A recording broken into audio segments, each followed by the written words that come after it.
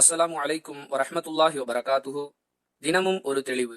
சஹர் உணவு சாப்பிடாமல் நோன்பு நோற்கலாமா? இந்த கேள்விக்கான பதிலை இந்த பதிவில் அறிந்து கொள்வோம்.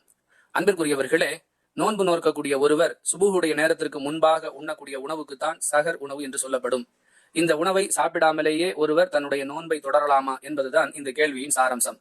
அன்பானவர்களே, நோன்பு வைக்க வேண்டும் என்ற எண்ணத்தோடு படுக்கைக்கு சென்றோம். சஹர் உணவை தயாரித்து வைத்திருந்தோம். நம்மையும் அறியாமல் தூக்கம் மிகைத்து சஹர் உணவு சாப்பிடாமல் நாம் நம்முடைய நோன்பை தொடர வேண்டிய சூழ்நிலை ஏற்பட்டு விட்டது என்று சொன்னால் இது விதிவிலக்கு. மாறாக அதிகாலையில் எழுந்திருப்பது சிரமமாக இருக்கிறது, எனவே திட்டமிட்டு சஹர் உணவு சாப்பிடாமலேயே நோன்பு நோற்பதை ஒருவர் வழக்கமாக கொள்கிறார் என்றால் அது நபி வழிக்கு முரணானது என்பதை பின்னால் வரக்கூடிய ஹதீசுகளில் இருந்து நாம் அறிந்து கொள்கிறோம். புகாரில் இடம்பெறக்கூடிய 1923வது ஹதீஸில் பெருமானார் ஸல்லல்லாஹு அலைஹி வஸல்லம் அவர்கள் பேசுகிறார்கள், சஹர் உணவு சாப்பிடுங்கள், அதில் பரக்கத், அதாவது கண்ணுக்கு தெரியாத அல்லாஹுடைய அருள் இருக்கிறது என்று குறிப்பிடுகிறார்கள்.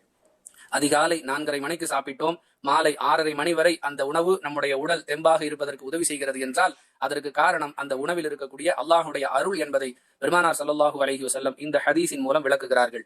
அது அல்லாமல் இஸ்லாத்தின் வழிகாட்டுதல்களில் ஒன்று யூதர்களுக்கும் கிறிஸ்தவர்களுக்கும், அதாவது வேதக்காரர்களுக்கு மாறு செய்ய வேண்டும் என்பது. அந்த வகையில் பெருமானார் ஸல்லல்லாஹு அலைஹி வஸல்லம் சொல்லக்கூடிய செய்தி முஸ்லிமில் 1836வது ஹதீஸாக இடம்பெற்றிருக்கிறது.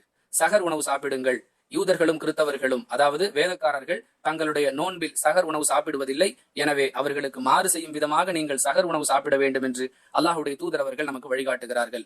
எனவே அன்பிற்குரியவர்களே, ஏதாவது ஒரு பொருள் இதைத்தான் சாப்பிட வேண்டும் என்பதல்ல, அல்லாஹுடைய அருளை பெற்றுக் கொள்வதற்காகவும் வேதக்காரர்களுக்கு மாறு செய்வதற்காகவும் சஹர் நேரத்தில் எதையாவது உண்ணுவதுதான் இஸ்லாத்தின் வழிகாட்டுதல். இயலாமை, தூக்கம் மிகைத்து நம்மால் சஹர் உணவு சாப்பிட முடியவில்லை என்றால் அது விதிவிலக்கு என்பதை நாம் ஏற்கனவே விளக்கிவிட்டோம். எனவே சஹர் உணவு சாப்பிட்டு நோன்பு வைப்பதுதான் நபி வழி. வாஹிரு தஅவானா அனில் ஹம்துலில்லாஹி ரப்பில் ஆலமீன். அஸ்ஸலாமு அலைக்கும் வரஹ்மத்துல்லாஹி வபரகாத்துஹு.